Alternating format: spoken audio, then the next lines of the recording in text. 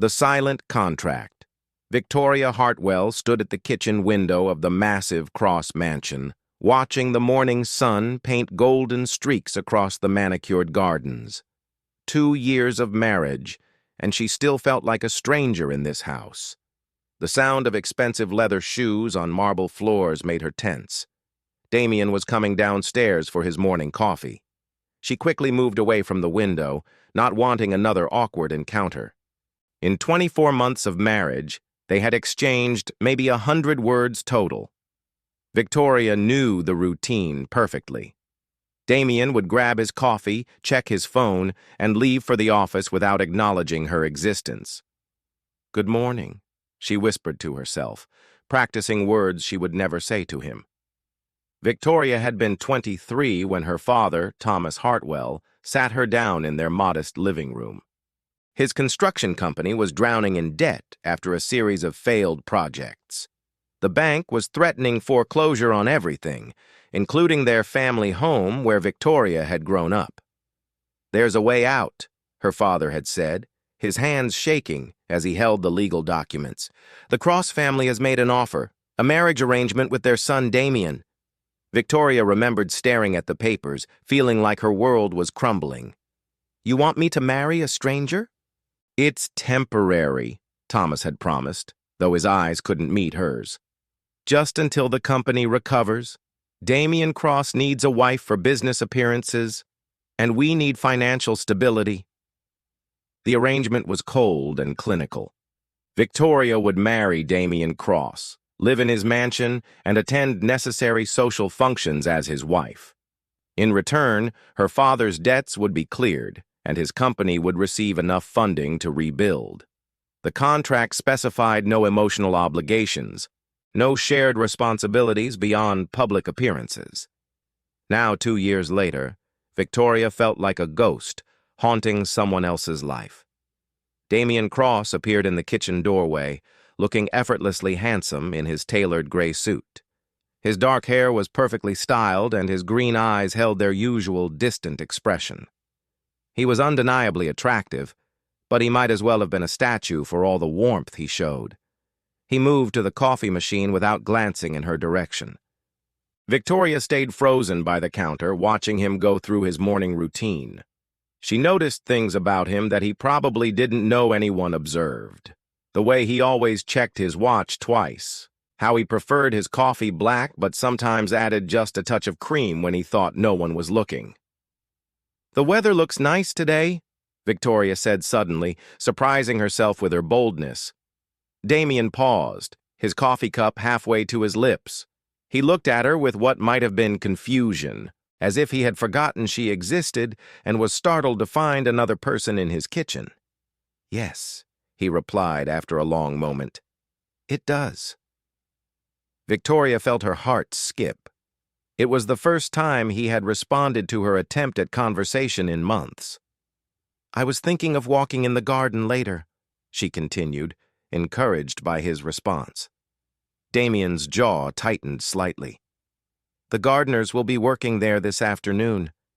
You should stay inside." The dismissal stung, but Victoria had grown used to it.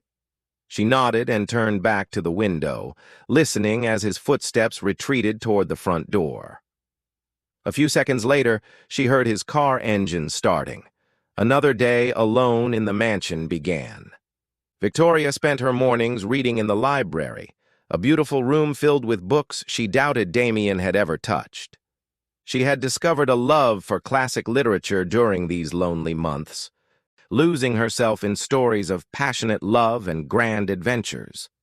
Sometimes she wondered what it would feel like to be desired the way the heroines in these novels were cherished.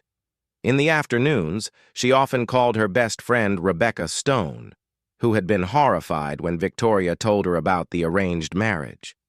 "You deserve so much better," Rebecca always said. "You're brilliant, beautiful, and kind.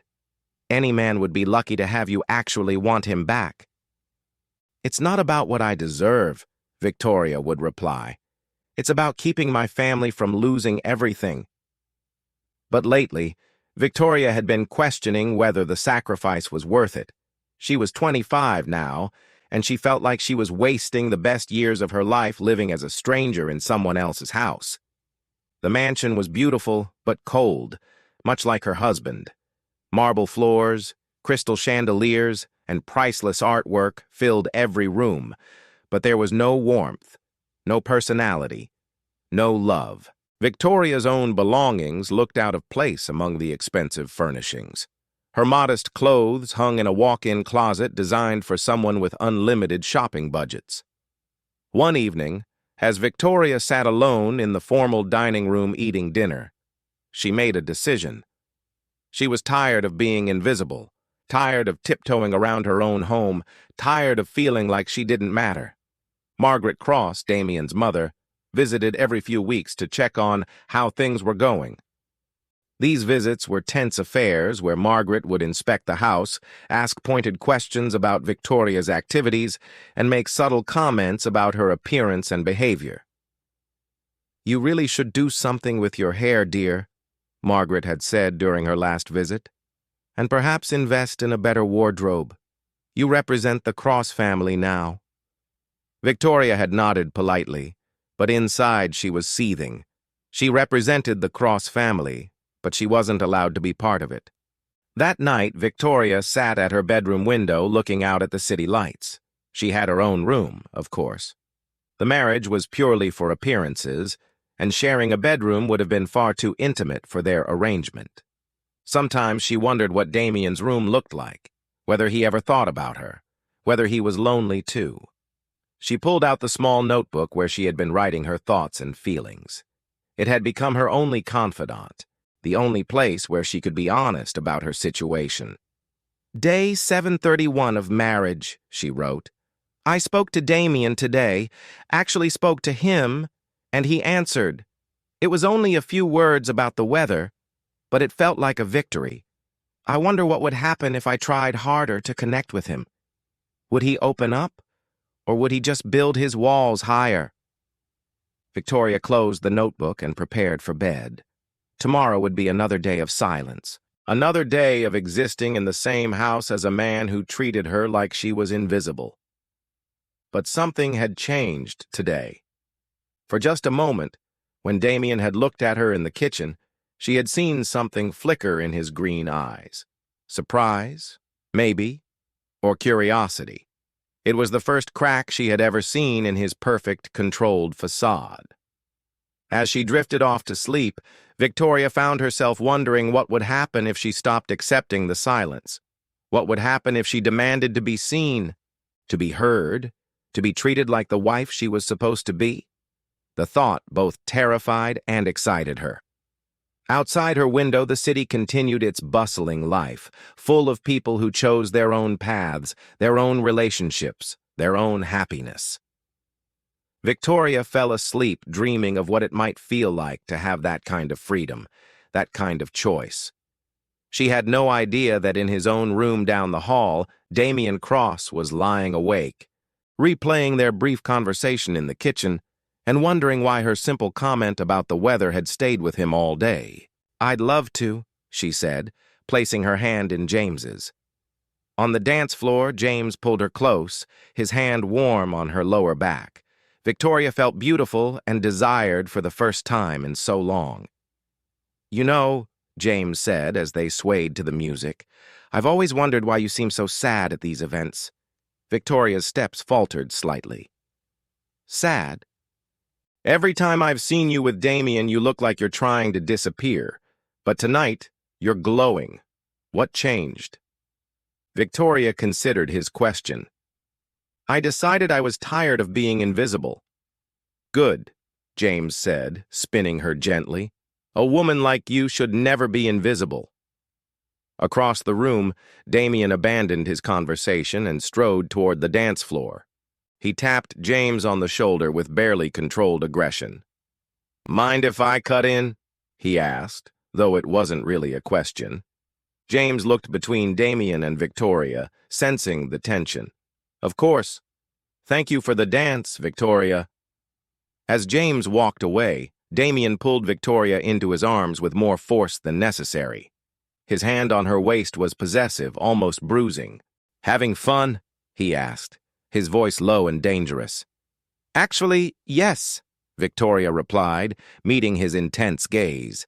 "It's nice to talk to someone who sees me as more than a piece of furniture." "Careful, Victoria," Damien warned, pulling her closer. "You're playing a dangerous game." "Am I?" Victoria challenged.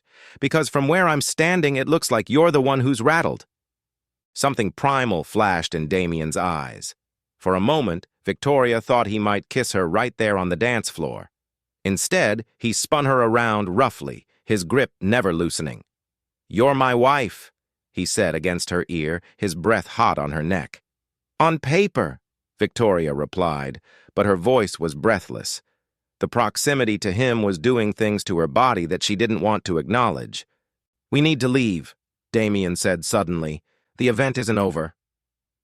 "Now, Victoria." Something in his tone made her comply. They said their goodbyes quickly, Damien's hand never leaving the small of her back. James approached as they were leaving. "Victoria, I hope we can continue our conversation soon," he said, handing her his business card. "Perhaps over dinner?" Victoria took the card, very aware of Damien's sharp intake of breath beside her. "I'd like that." The drive home was silent, but electric. Victoria could practically feel the tension radiating from Damien. When they arrived at the mansion, he followed her inside instead of heading straight to his office as usual. "What exactly do you think you're doing?" he demanded as soon as the front door closed.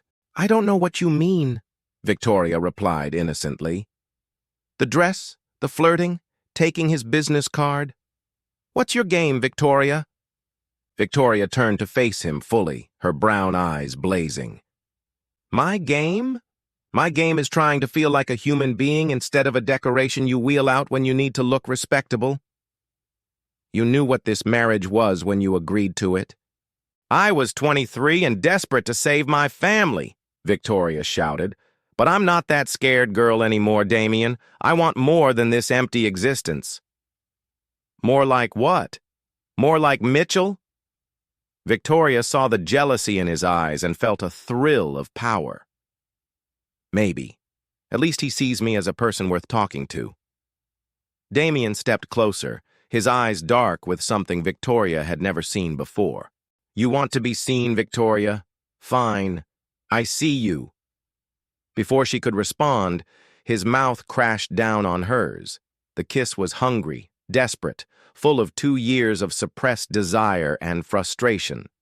Victoria's first instinct was to push him away, but her body had other ideas. She found herself kissing him back with equal fervor, her hands fisting in his expensive shirt. When they broke apart, both were breathing hard. "This changes everything," Victoria whispered. "I know," Damien replied, his forehead resting against hers. For the first time in 2 years, Victoria felt like she was truly married to the man standing before her. The question was, what would they do about it? As they stood there in the foyer of the mansion, still in each other's arms, both knew there was no going back to the cold, distant arrangement they had maintained for so long. The attraction that had been simmering beneath the surface had finally exploded, and now they would have to deal with the consequences. Victoria pulled back slightly, studying Damien's face. "What happens now?" "Now," Damien said, his thumb tracing her lower lip, "we figure out how to be married for real." Breaking the silence. 3 weeks after their brief exchange in the kitchen, Victoria made a decision that would change everything. She was tired of living like a ghost in her own marriage, tired of accepting crumbs of attention from a man who was supposed to be her husband. The opportunity came when Margaret Cross called to inform Victoria about a charity gala hosted by Cross Industries. "You'll need to attend as Damien's wife," Margaret said in her crisp, authoritative tone. "It's important for the company image. Wear something appropriate, and please try to look like you belong there." Victoria had attended these events before, standing silently beside Damien while he networked with investors and business partners. She was always introduced as "my wife Victoria," with no further details, as if she was just another business accessory. but this time would be different. Victoria spent the afternoon shopping for a dress that would make her impossible to ignore. She chose a deep emerald green gown that complemented her auburn hair and brought out the gold flecks in her brown eyes. For the first time in 2 years, she felt beautiful. When Damien came home that evening, Victoria was waiting in the foyer wearing the new dress. She watched his face carefully as he walked through the front door, still talking on his phone about some business deal. He stopped mid-sentence when he saw her. For a long moment, they stared at each other across the marble floor. Victoria saw something shift in Damien's expression, a flicker of awareness that hadn't been there before. "I'll call you back," he said into his phone, never taking his eyes off Victoria. "You look different," he said, his voice rougher than usual.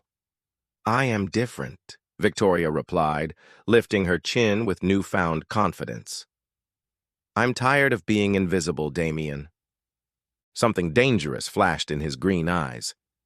"We should go. We're already late." The drive to the gala was tense, filled with an electricity that had never existed between them before. Victoria caught Damien glancing at her several times, his hands gripping the steering wheel tighter than necessary. The charity gala was held at the grand ballroom of the city's most exclusive hotel. The room was filled with the wealthy and powerful, all dressed in their finest attire. Victoria had always felt out of place at these events, but tonight she felt different. Tonight, she felt like she belonged. "Victoria," a warm voice called as they entered the ballroom. Victoria turned to see James Mitchell approaching with a genuine smile. James was the CEO of Mitchell Enterprises, one of Cross Industries' biggest competitors. He was handsome in a boyish way, with light brown hair and kind blue eyes that actually saw her when they looked in her direction. "James," Victoria smiled back, genuinely pleased to see a friendly face. "You look absolutely stunning tonight," James said, taking her hand and kissing it gently. Victoria felt Damien stiffen beside her, but she didn't look at him. Instead, she focused on James's warm attention. "Thank you," she said. "You clean up pretty well yourself." James laughed, still holding her hand. "I was hoping I might get a chance to dance with you later. That is, if your husband doesn't mind sharing." Victoria glanced at Damien, whose jaw was clenched tight. "I'm sure he won't mind at all. Will you, darling?" The endearment sounded foreign on her lips, but she saw it hit its mark when Damien's eyes narrowed. "Of course not," Damien said through gritted teeth. As the evening progressed, Victoria found herself enjoying James's attention more than she had expected. He was charming, funny, and most importantly, he seemed genuinely interested in what she had to say. They talked about books, travel, and her thoughts on various social issues. It was the first real conversation she had enjoyed in months. Meanwhile, Damien watched from across the room, nursing the same glass of whiskey for over an hour. Every time James made Victoria laugh, every time he touched her arm or leaned in to whisper something in her ear, Damien felt something dark and possessive uncurl in his chest. "Your wife seems to be enjoying herself," commented Robert Sterling, one of Damien's business partners. "She's just being polite," Damien replied curtly. "Mitchell's been trying to get her attention for months at these events," Robert continued. "Looks like he finally succeeded. Can't say I blame him. Victoria's a beautiful woman." Damien's grip on his glass tightened. "She's my wife." "In name only, from what I hear," Robert said with a knowing look. "Might want to stake your claim before someone else does."